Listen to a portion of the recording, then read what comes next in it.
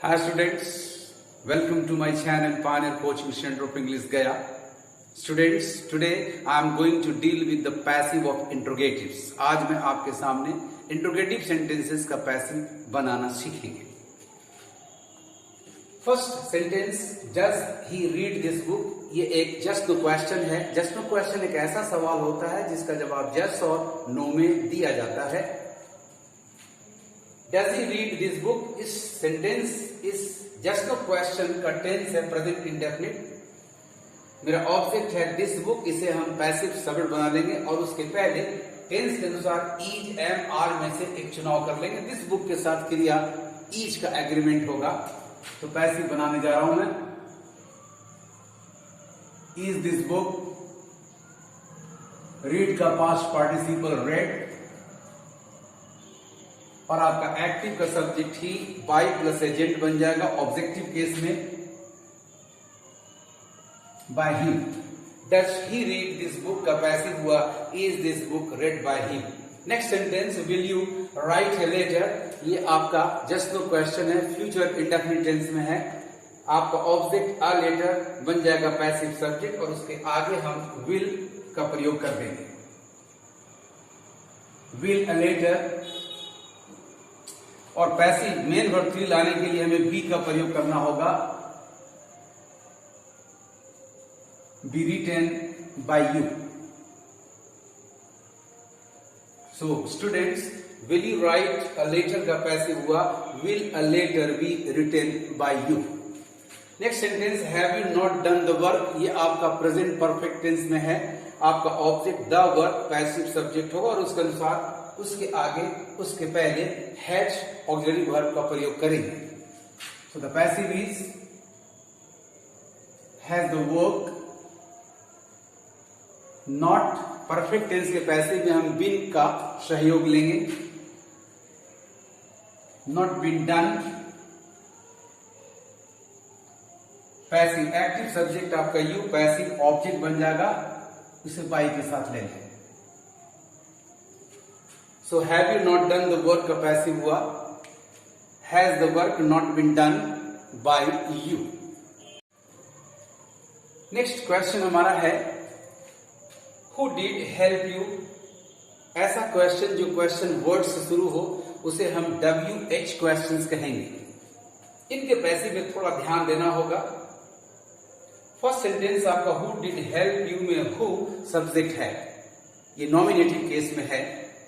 इसे आप passive whom से बनाएंगे तो बाय whom के आगे लेना होगा और यदि इसे आप who से बनाएंगे तो बाय का स्थान लास्ट में हो जाएगा. आइए हम बनाकर देखते हैं. Who did help you इसका पैसिव होगा पहला by who. you बन जाएगा हमारा passive subject. by whom were you helped और हेल्प क्रिया का थर्ड फॉर्म हो जाएगा helped. by whom were you helped. यदि आप इसे who से बनाते हो तो who आगे लेंगे, were you helped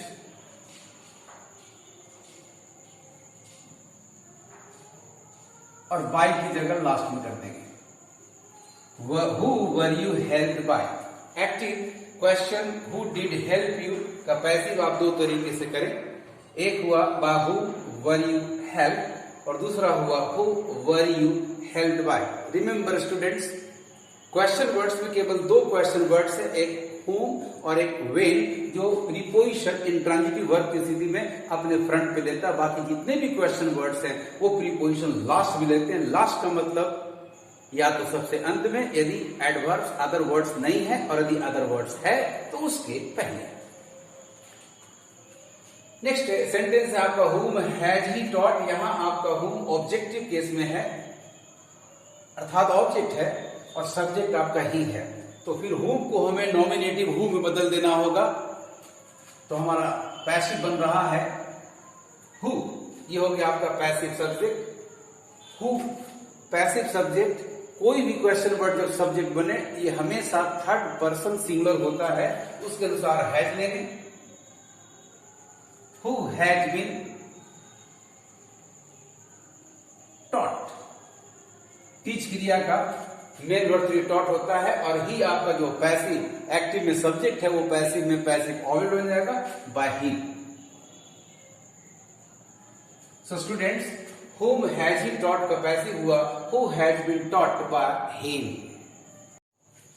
next WH questions में हम ऐसे क्वेश्चन देखेंगे जिसमें क्वेश्चन वर्ड के साथ कोई नाउन या एडजेक्टिव प्लस नाउन या subject plus verb, subject plus object दोनों मिलेंगे। जैसे यहाँ फर्स्ट एग्जांपल में फर्स्ट सेंटेंस में हुज क्वेश्चन वर्ड के साथ एक नाउन लगा हुआ है, दूसरे में क्वेश्चन वर्ड हाउ के साथ adjective many plus noun frogs लगा हुआ है, और तीसरे सेंटेंस में क्वेश्चन वर्ड वेयर के सेंटेंस में आपके पास सब्जेक्ट भी है और आपके पास ऑब्जेक्ट भी है। तो आइए फर्स्ट सेंटेंस का पैसिव देखें। Whose book are you reading, आपका एक्टिव सब्जेक्ट है यू और हुज बुक दोनों मिलकर बन जा रहा है ऑब्जेक्ट। इसे हम पैसिव सब्जेक्ट बना देंगे हुज बुक। अब इसके बाद क्रिया को पैसिव करेंगे तो आर रीडिंग आपका प्रेजेंट कंटिन्यूअस है, इसको पैसिव करने के लिए हम बीइंग का प्रयोग करेंगे।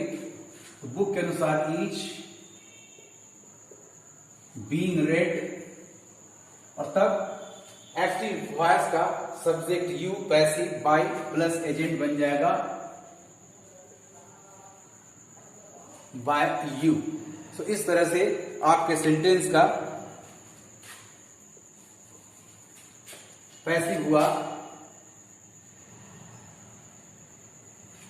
Whose book are you reading का पैसिव हो गया whose book is being read by you. Second sentence आपका है, नेक्स्ट सेंटेंस आपका how many frogs did she buy, आपका एक्टिव सब्जेक्ट है she and how many frogs पूरा का पूरा एक्टिव वॉइस का ऑब्जेक्ट है, इसे ही बना लेंगे सब्जेक्ट। तो आपका सब्जेक्ट हुआ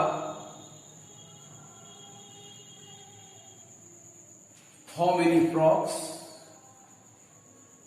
ये बन गया स्टूडेंट्स पैसिव सब्जेक्ट। अब क्रिया डिड बाय पास्ट इंडेफिनिट है तो वॉज और वर का चुनाव करेंगे। फ्रॉक्स के अनुसार ये वर होगा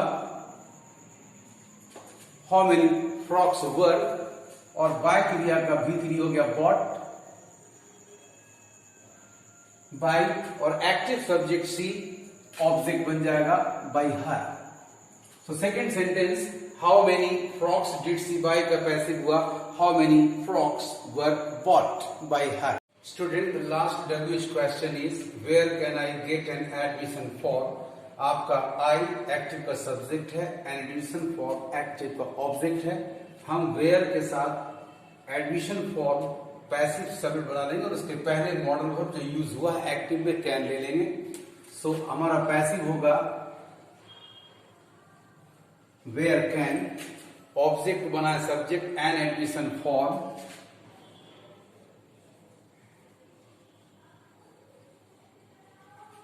where can an admission form. Modal verb के साथ पैसिव मेन वर्ब थ्री करने के लिए आपको बी का सहयोग लेना पड़ेगा बी, और गेट क्रिया का तीसरा रूप होगा गॉट, और तब एक्टिव सब्जेक्ट आई को आप पैसिव में बाय मी कर दें। So active where can I get an admission form का पैसिव हुआ students where can an admission form be got by me. Next interrogative sentence आपका है question tag. Students, question tags में दो part होते हैं, एक main statement she eats apple, main statement doesn't see, second part is called the question tag. हम दोनों parts को एक्टिव से पैसिव में चेंज करेंगे। इसी शी इट्स एप्पल्स इसका पैसिव होगा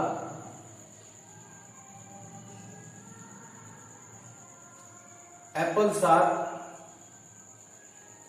eaten by her, apples are eaten by her।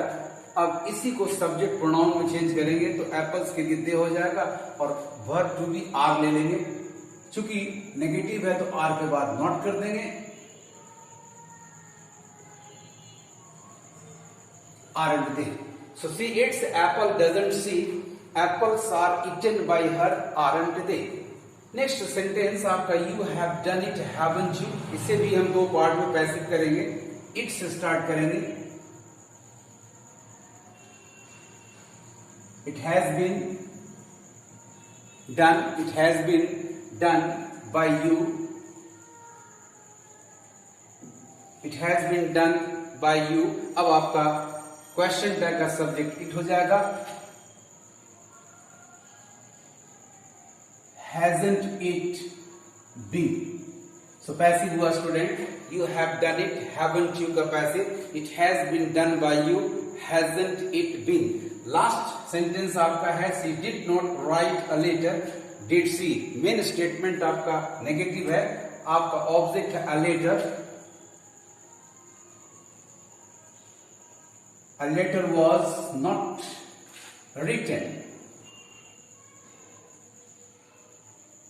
by her।